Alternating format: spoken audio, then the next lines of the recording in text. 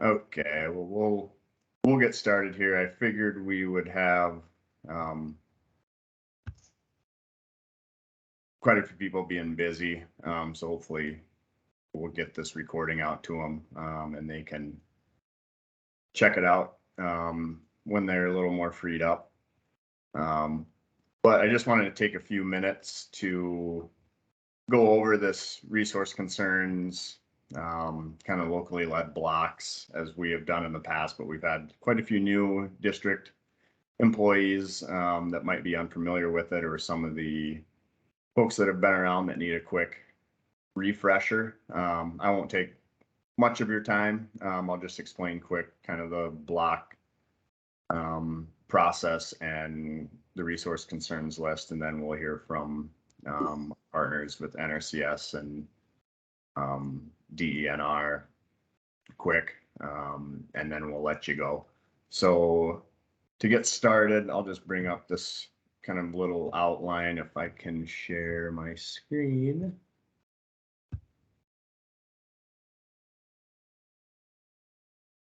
However, should know how to run my computer.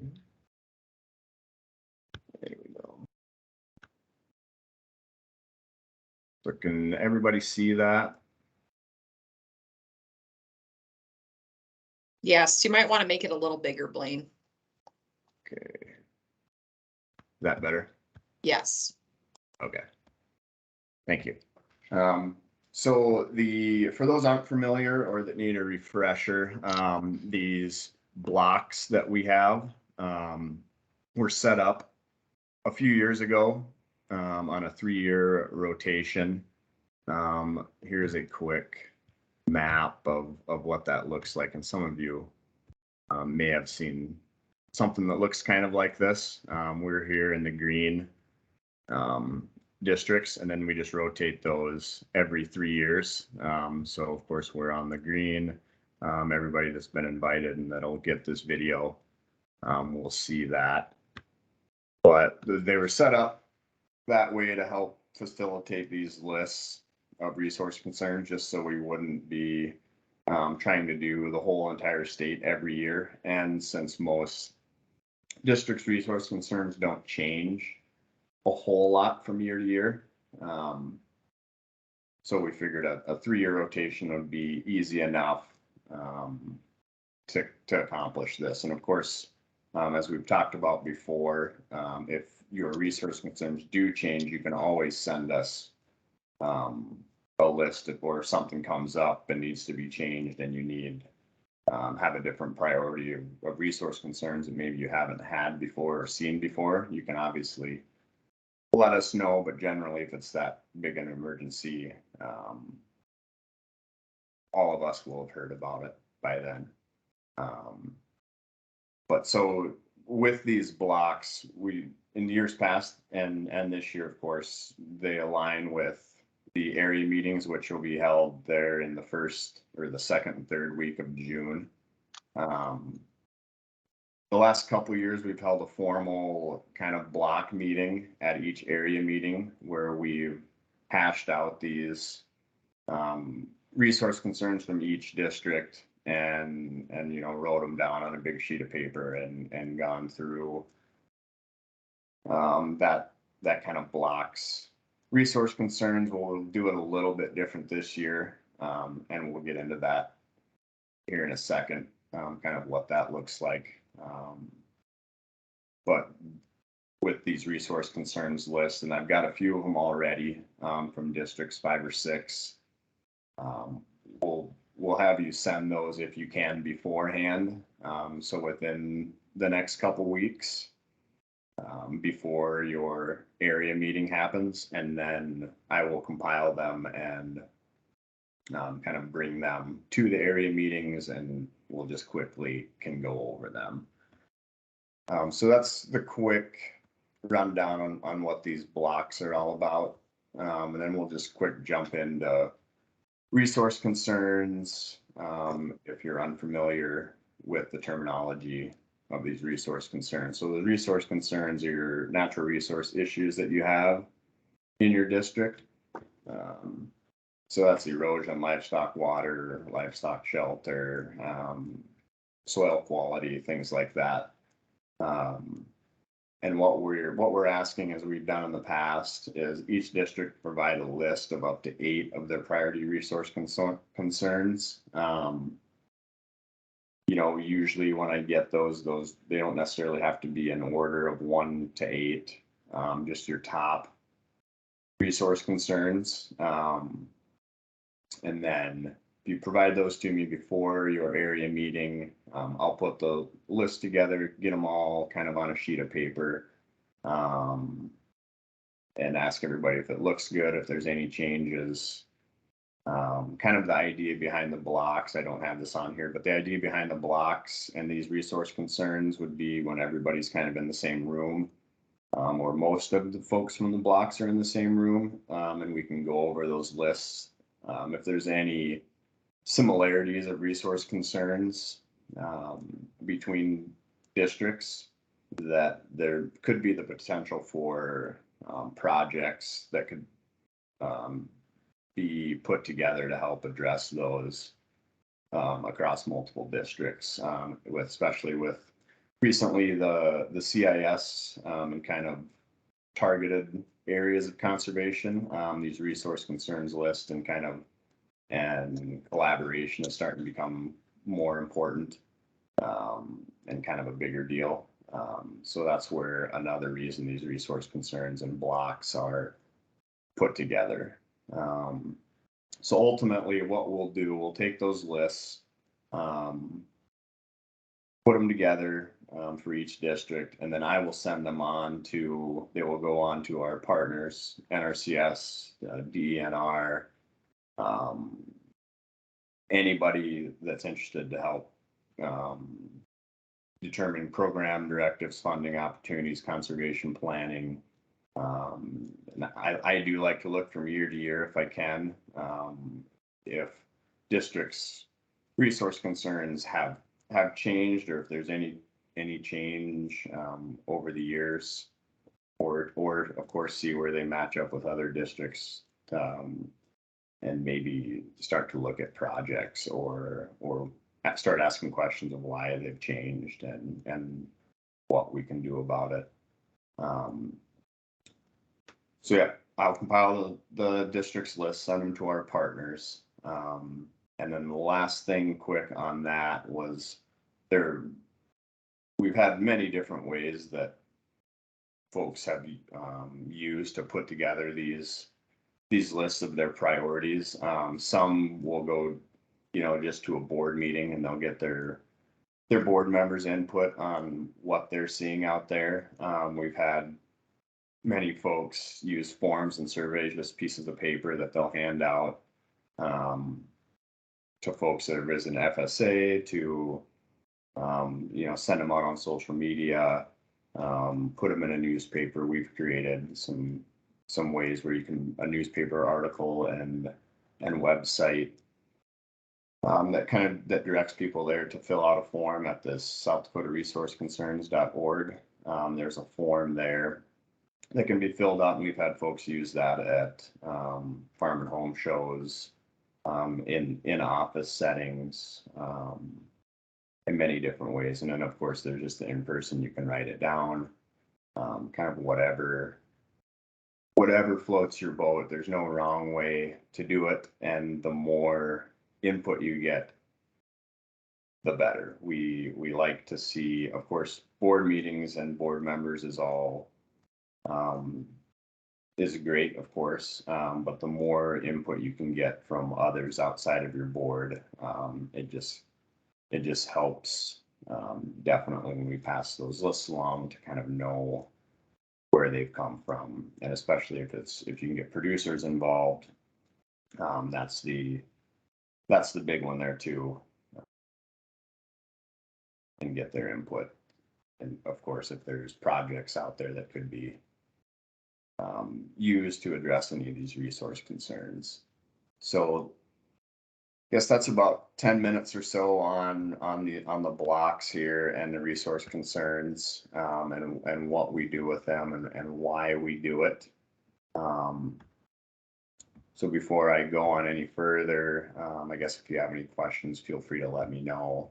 But I thought I'd give a minute to let our partners explain from there and what they use these resource concerns for, and the block meetings and how they've been involved in them. So if Jessica, if you're ready to say a few words, feel free. Yeah, I sure am. Thanks, Blaine. For those of you that don't know, I'm Jessica Mahalski. I'm the State Resource Conservationist for South Dakota NRCS. As Blaine said, this locally led process with local work groups is extremely important to the way NRCS does business. We are required by policy, and it's in our conservation programs manual that we work with conservation districts to set up these locally led meetings, or like Blaine said, in some other method to determine what the priorities, what the resource concerns are for each conservation district area. So it's extremely important to the work that we do. Blaine mentioned kind of a new funding opportunity that we've began here in the last, I believe this is the third year now, and that's called the Conservation Implementation Strategy. And those conservation implementation strategy proposals are being written by partners such as yourselves or by our NRCS employees or other partners to really target funding to a particular area and to particular resource concerns within that area. So we've had overwhelming support for that. We obviously, like most things that NRCS does, we have more interest usually than we have money. But it's been a great way for us to target conservation practice implementation and addressing local resource concerns. And so that is one way that setting up these resource concerns can really help all of us, help all our producers in those areas, is the conservation implementation strategy. So if any of you are interested in that, you can sure contact me, and I can get you more information on that. The other way that we utilize these resource concerns is really about prioritizing. Again, as I mentioned, I'm sure most of you are aware, for our programs such as the Environmental Quality Incentives Program or the Conservation Stewardship Program, we probably have between 5 to 10 times the amount of applications than we have funding for. So we have to prioritize. We have a lot of screening tools in place that we prioritize addressing local resource concerns with those screening tools. So if a producer walks in the door, works with us on a conservation plan, we're going to take a look at the resource concerns that producer wants to address, and that'll help us determine whether that producer is funded or not. Of course, we would like to be able to fund everybody, but that's just not reality, unfortunately. So these resource concerns and the local priorities really do drive financially who receives assistance. And then also any future determinations as far as, working with different partners or focused areas, we really do use what the local led process tells us to help make determinations on where we maybe need to, a route that we maybe need to go. If somebody would say that there's an issue somewhere with in a particular conservation district, maybe with plant productivity and health in a small acreage setting, maybe that's a push that we need to make, is to utilize urban and small acreage production to a greater amount. And that's a good example because it's pretty timely. I'm sure most of you have heard that is one of the priorities, will be one of the priorities moving forward of NRCS. And so that's something completely new to me, but we will be hiring an urban conservationist, and that person will work on urban, small acreage, and kind of local food production. So, but that's just one example of how we maybe reprioritize our work based on feedback from the locally led process. So I think that's most of what I wanted to cover. You know, I did go over a lot of this. I did go to all the SDACD area meetings last year. I talked about the reinvigorating conservation planning plan. I talked about the locally led process and how important it is to us, because those needs do change over time. I like the fact that SDACD is utilizing this three-year rotation to take a look at resource concerns, because I think that's pretty timely, you know, as far as, you know, maybe some resource concerns or needs have changed. And I do want to, before Blaine cuts me off here, I do want to also put in a plug.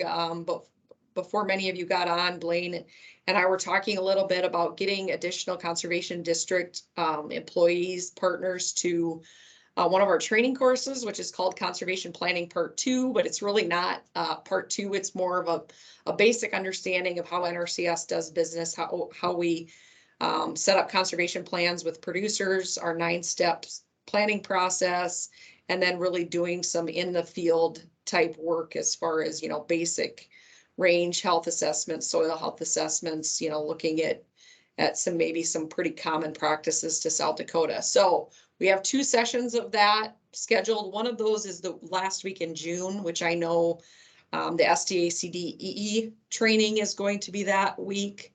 But we also have one the last week in July. So if there's conservation district employees that are interested, you can reach out and I can get you the information. We'll get you on the list.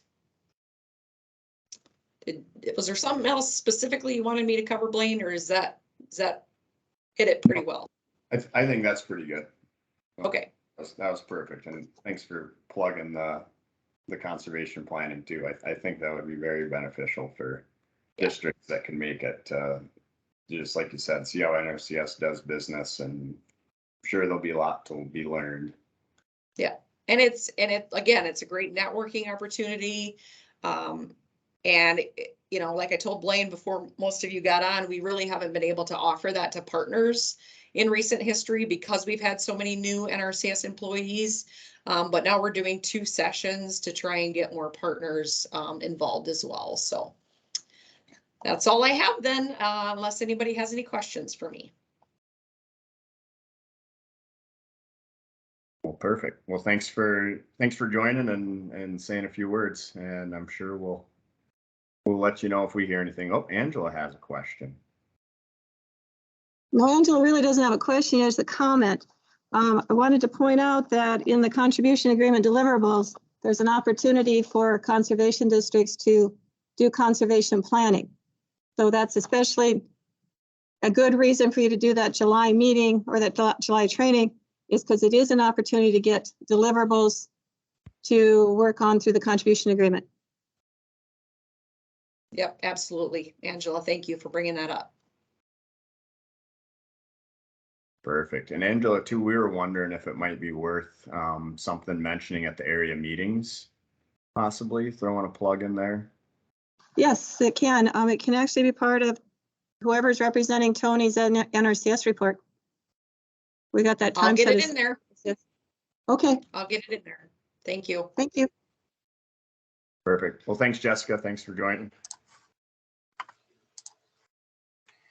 And Alex with DANR, if you have a few words to say on the resource concerns and locally led and kind of your involvement on this process. Yes.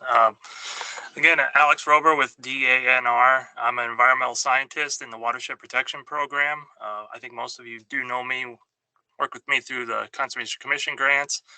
And so Blaine just asked me to really just come on and just say a few words about why resource concerns are important to DANR as a whole. And I think just the first off, just leading off, it's resource concerns are really why DANR exists. I mean, our mission is to protect and preserve South Dakota's agriculture, environmental, and natural resources through effective regulatory services, natural resource conservation, and provide financial and technical assistance. I think that's just a great start off to how important they are to the department. Pretty much, we have a program to address any type of resource in the state of South Dakota, whether it's water, air, plants, animals, etc., there is a program out there in this department that exists to address these concerns and monitor, assess, regulate, etc. In order to get this assessment, we need feedback. And I think just your feedback that you provide with resource concerns is very important. Communication is a two-way street. Hearing what is going on at the local level, we may be unaware that it even exists. And so hearing those concerns is important to us. Taking this and then harnessing it to then put it into a plan is very important. We just in 2011, the Coordinated Natural Resource Plan, which I'm holding up right here, it's a nice document which serves as an overall state plan to which came together as a collaboration from state, local, federal entities, and even NGOs to how the state's moving forward to address conservation and what we're going to do and what we can see on the horizon as potential concerns. Again, all this feedback that we get from you guys is important to make that type of plan. Besides just planning, implementing, putting practices on the ground, everybody knows that there's whether it's GFP, NRCS, DANR, there's several different types of funding sources out there. Hearing these concerns opens the door to those types of funding sources. And I'm just going to talk about ones that I'm most familiar with. Again, whether it's 319 non-point source funds or the Conservation Commission funds. I first start with everybody's very familiar with Conservation Commission funds, so I won't go there, but 319, I think is just a kind of another funding source out there that maybe not as well known, but what it mostly does is just comes from EPA and it's used to address non-point source pollution in the state of South Dakota. So it's a water quality type fund, conservation funds. Most of our projects that currently exist are address impaired water bodies that are current in the state of South Dakota. However, besides one project, which actually is in northeastern South Dakota, it's the Northeast Glacial Lakes Project, and Day County Conservation District is the prime sponsor of that project. And so what that project is it actually isn't a protection project. It's protecting water bodies that are not impaired right now, but may become impaired just due to human influences. And so what better way to do, as a prime example of resource concerns is that type of project. And so it's just preventing resources from becoming impaired or that are not sustainable right now. So that's mostly what I had to say. I think my 5 minutes is probably up. So Blaine, is there anything else I missed that you wanted me to say or touch on? No, I think you covered the bases pretty well. Are you planning on being at the area meetings or someone from DANR? Yes, we will have at least one representative at every area meeting. We're kind of working it out. I right now am scheduled to go to the Murdo, the Prairie area meeting, and then Jordan Turgeon, who's like my partner in crime, he's going to be going to Lebanon, so the North Missouri area. So Perfect. I think Bill's too is going to go up to Northwest and maybe out to the hills. So great. Well, perfect. Well, thanks for joining and saying a few words, and look forward to seeing you here in a couple of weeks. Thanks for having me. Yep. Thanks, Alex. With that, Angela, do you have anything you'd like to add? If you're listening. I am listening, and no, you're doing a great job. I'll leave the experts to their job. All righty. Well, then with that, that's all I had for today. Does anybody here have any questions? I know most people will be watching the recording. And of course, you can email me or give me a call if you have any questions. But does anybody that is here in the meeting have a question?